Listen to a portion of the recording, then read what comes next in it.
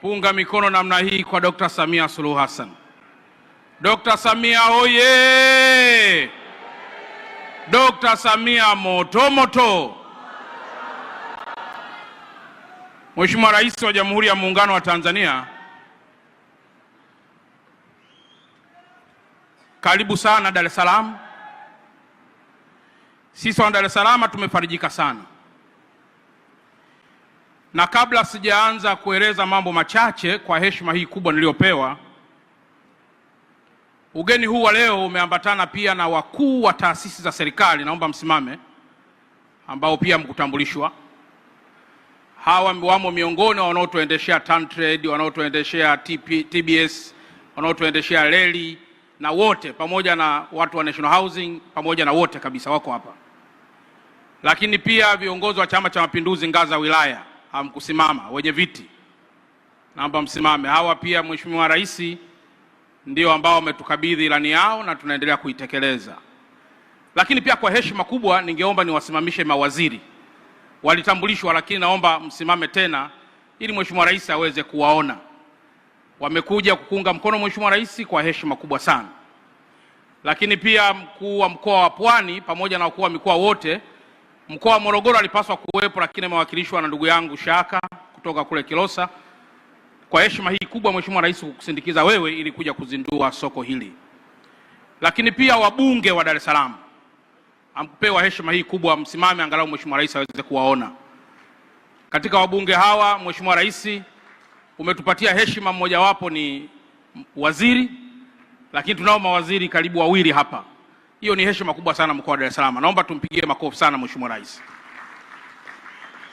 Mheshimiwa Rais, naomba kwanza nitumie nafasi hii kushukuru wewe binafsi kwa kutupatia heshima hii kubwa ya kuzindua soko jipya la Kariakoo. Hii ni ushahidi wa uongozi unaoona mbali na uthubutu. Soko hili ni alama ya kufufuka kwa heshima mfanyabiashara mkubwa, mfanyabiashara wa kati na mfanyabiashara mdogo.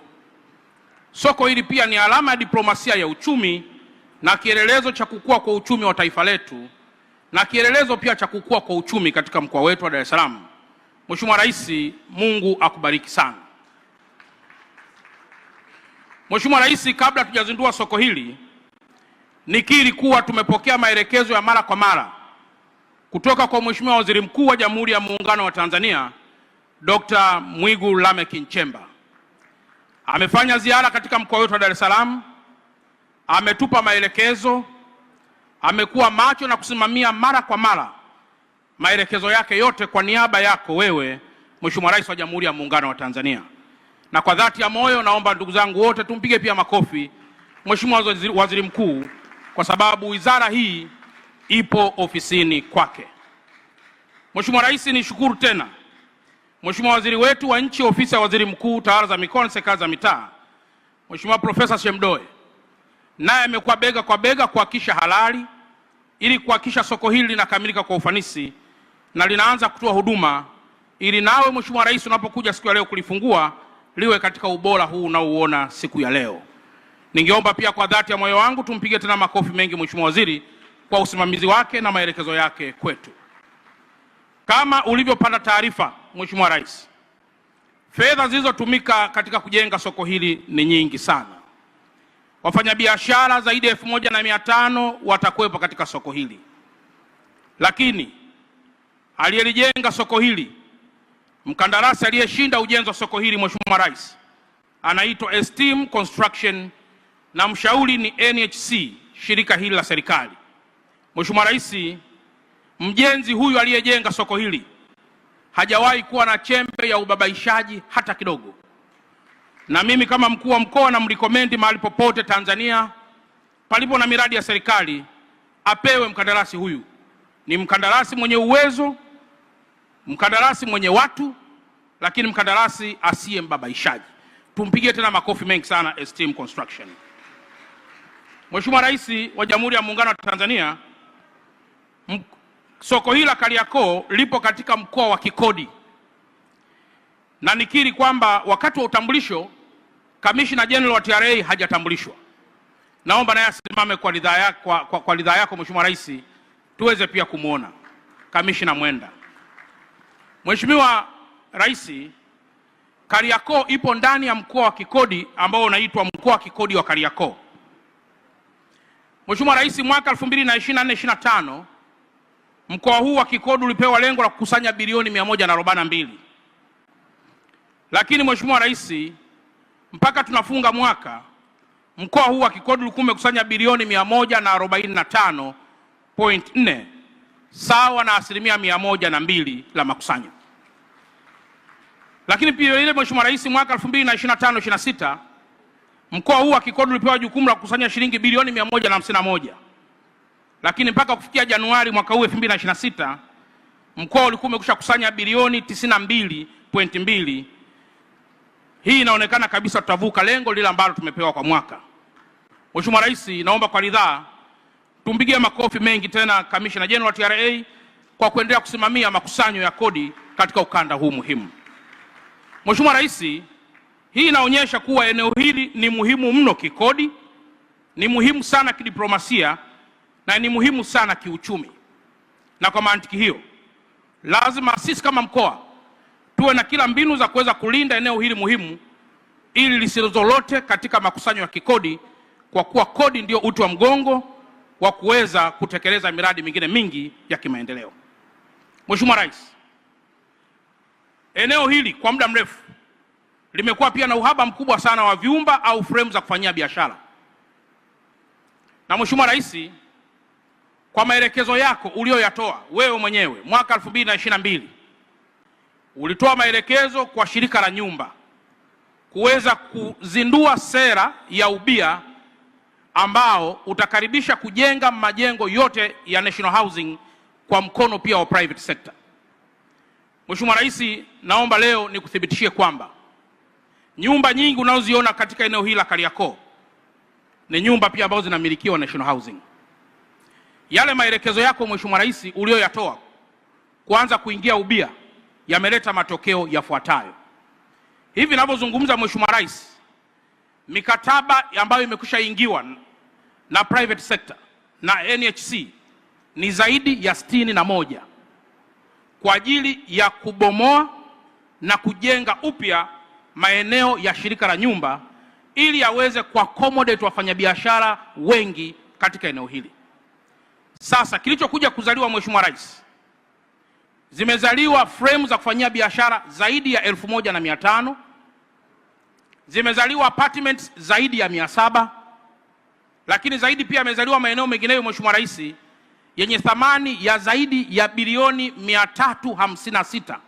Mkataba huu ambao umeingiwa kati ya shirika la nyumba pamoja na wafanyabiashara au private sector. Mheshimiwa Rais, kwa dhati ya moyo wangu naomba tukupigie makofi zaidi, kwa sababu sera hii ya ubia isingeweza kuwezekana na wafanyabiashara hawa Kariakoo wangeendelea kujaa barabarani kwa sababu ya uhaba wa sehemu za kufanyia biashara. Sasa kwa sababu ya sera hii imeongeza vyumba vya biashara, mkoa umejipanga kufanya yafuatayo. La kwanza, mpaka sasa tumezungumza na wafanyabiashara wote, wakiwemo wafanyabiashara wakubwa na wafanyabiashara wadogo wadogo. Kuanzia sasa barabara zote za Kariakoo ziwe wazi.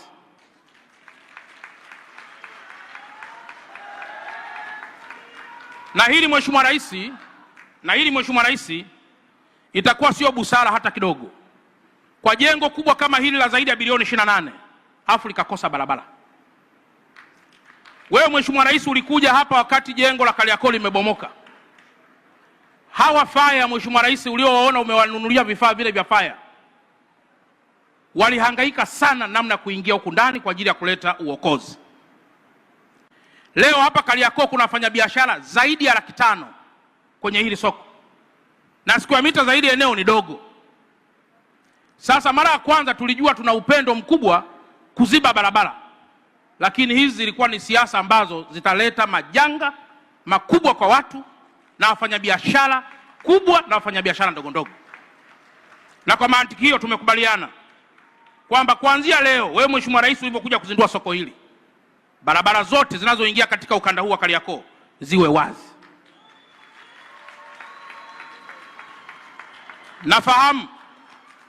Hii inawezekana isiwe jambo zuri sana, na pengine akawa ni maelekezo machungu, lakini huwezi kujenga nyumba yenye thamani ukaziba barabara. Maana yake hata zile gharama ambazo tunazichaji hapa ndani hazitakuwa na maana yoyote kama barabara imezibwa. Hii barabara ya Pemba tumefungua na barabara zingine zote zimefunguliwa.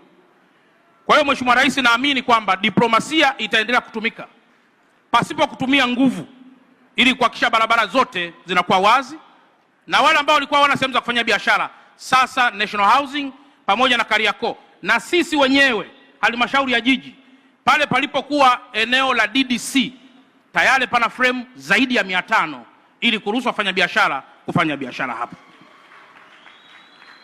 Mheshimiwa Rais, hii itasaidia pia kupumua kwa mji, lakini zaidi kuleta usalama wa mji wetu, lakini zaidi pia inapotokea dharura kuweza kuitatua kwa haraka. Mheshimiwa Rais, kwa dhati mimi na wenzangu tukushukuru tena wewe Mheshimiwa Rais kwamba ufunguaji wa barabara hautakuwa hapa tu Kariakoo.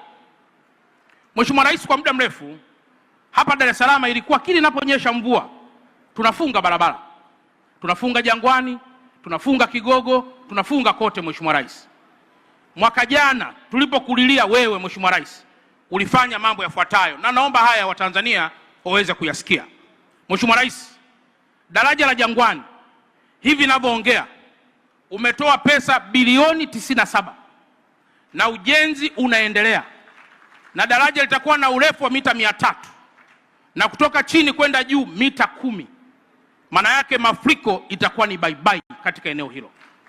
Kwa hiyo hatuwezi kuwa na soko zuri halafu barabara zinafungwa tena Jangwani. Soko zuri pamoja na kufungua barabara ili watu waweze kupita vizuri. Lakini mbili, Mheshimiwa Rais, tulipokulilia mwaka jana, daraja la Kigogo umetoa bilioni 17 ambalo lina mahusiano makubwa na hili daraja la Jangwani. Daraja la Mkwajuni umetoa bilioni 11. Hivi ninavyoongea daraja la Mkwajuni na daraja la Kigogo linajengwa na Kings Builders, ni wa Tanzania. Wamejenga kwa muda mfupi na sasa hivi tumeanza kupita juu ingawa bado halijaisha. Wakandarasi kama hawa wanahitajika sana hapa kwetu Tanzania. Lakini jambo jingine Mheshimiwa Rais, pale Mtongani karibu na chuo cha NDC pale jeshini umetoa bilioni 24 ili ziweze kujenga daraja lile pamoja na kutengeneza barabara kilomita 3. Mheshimiwa Rais, hii ni fahari kubwa, naomba mpigieni makofi mengi sana. Lakini Mheshimiwa Rais, unakumbuka mwaka jana au mwaka juzi ulikwenda kuzindua kiwanda cha kuassemble magari kule Kigamboni. Wakakulilia wananchi kuhusu barabara ya kutoka Mwasonga kuja Kibada kilomita 41. Mheshimiwa Rais, barabara ile umetoa bilioni 83. Hivi ninavyoongea iko zaidi ya 44%. Tayari mkandarasi Esteem amekushaanza kujenga na tayari barabara kilomita 8 imeshawekwa lami na tayari watu wanapita juu ya lami hiyo. Tupigieni makofi mengi sana. Na maeneo mengineyo machache lami inakuja, kwa sababu lami Mheshimiwa Rais hatuzalishi Tanzania. Tunaagiza, tunanunua na inaitwa bitumen. Na bitumen Mheshimiwa Rais, pipa moja la bitumen lina kilo 185 na kilo moja na kilo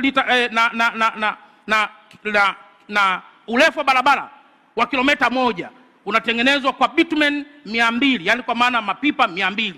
Kwa hiyo Mheshimiwa Rais, unaweza kuona ni gharama kubwa kutengeneza barabara hizi, lakini wewe umethubutu na umetoa fedha na tayari mambo yanaendelea. Tuongeze makofi mengi sana. Lakini zaidi Mheshimiwa Rais, mwaka jana pia tumekulilia kwa ajali nyingi ambazo zilikuwa zinapatikana hii barabara ya kwenda Mtwara.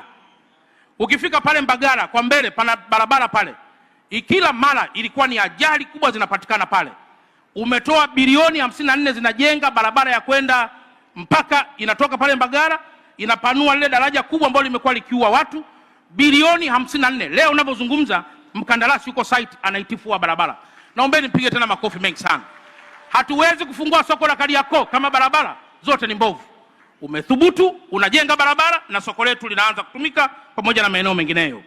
Lakini hii barabara ya Morogoro Road, Mheshimiwa Rais, kutoka Ubungo kwenda Kimara kulikuwa kumefinywa, wakati kutoka Kimara kwenda maeneo mengine barabara ilikuwa njia 8. Mheshimiwa Rais, ninayo furaha kwamba umetoa fedha bilioni 71 kutanua barabara kutoka Ubungo kwenda mpaka Kimara ili iweze kuakisiana ile barabara njia 8, na kwa mantikio foleni kwa ile njia mara baada ya barabara hii kukamilika kwa kilomita 5 ni bye bye na tayari watu watakuwa wanakuja haraka mjini na kuondoka haraka mjini. Pigeni makofi mengi sana.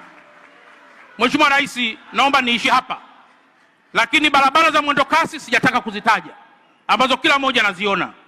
Sasa hiki Kiswahili kwamba tangu umeingia madarakani mtu anaweza akasema hajaona mradi mkubwa wewe Mheshimiwa Rais ukiujenga. Mimi kama mkuu wa mkoa na wananchi hawa naomba wawe mashahidi leo kwa hiki nilichokisema, kwamba wewe Mheshimiwa Rais umetekeleza miradi hii mikubwa ya kufungua mkoa wa Dar es Salaam. Haiwezekani mkoa mkubwa kama huu kila siku foleni. Sasa foleni hizi unazi unlock kwa kujenga barabara. Sasa Mheshimiwa Rais, pamoja na kwamba nilisifia sana ukusanyaji wa mapato hapa Kariakoo, lakini ukweli ni kwamba bado hatujakusanya vizuri kwa sababu ya mambo madogo ambayo wewe Mheshimiwa Rais uliunda ile tume maalum ambayo tunaamini baada ya kumalizika kwa matokeo yake tutafanya kazi nzuri ili hapa Kariakoo uwe ni ukanda maalum wa kukusanya kodi na kodi iweze tena kupeleka maendeleo kwa Watanzania.